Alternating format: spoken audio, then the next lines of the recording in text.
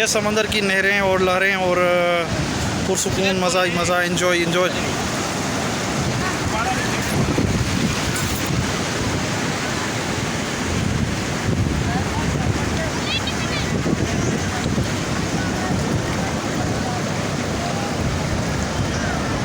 काफ़ी जो कि आए हुए हैं यहाँ पे लोग घूमने के लिए। ईद के दिन घर पे जो बोर होते हैं ज़्यादातर वही लोग।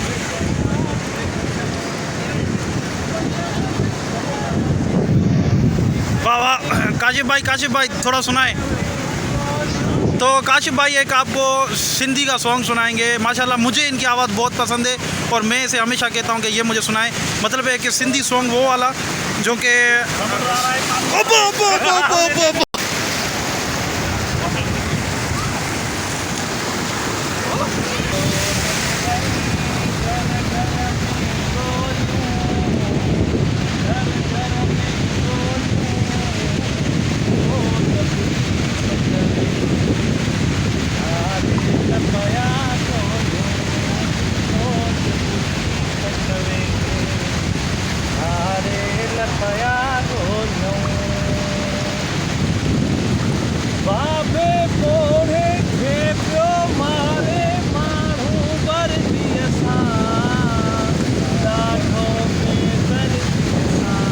वाह वाह वाह वाह।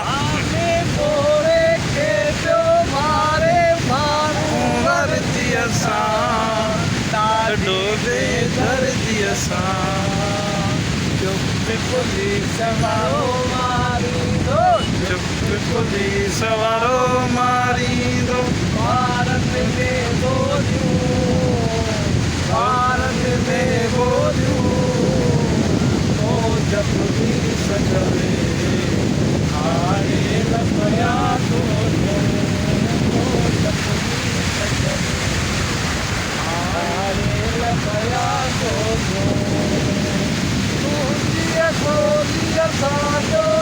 में बार मरी जोआ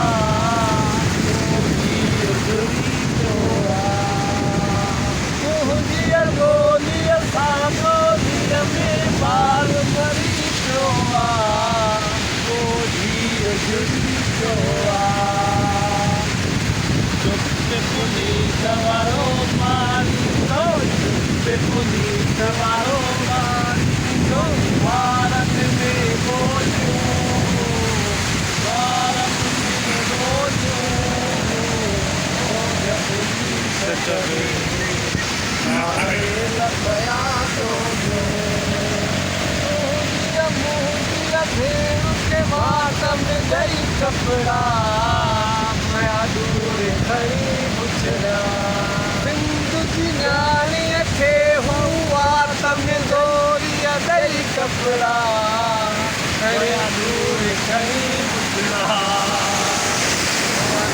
रोते वापस भरियो रोते वापस भरियो की हारे चोलू की हारे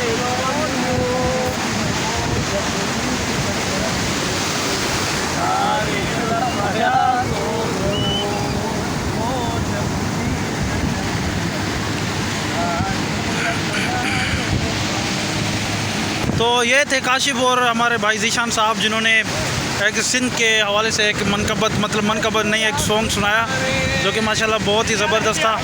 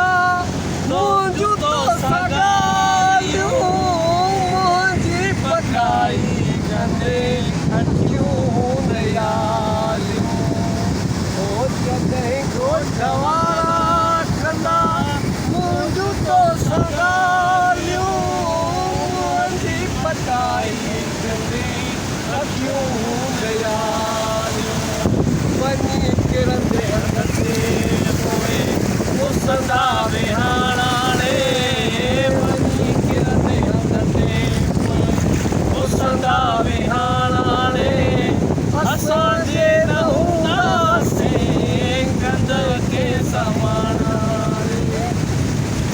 जॾहिं चंद्र चांदो की जो बनते हूंदी सिवाय जी आंखों के भी निकटा नहीं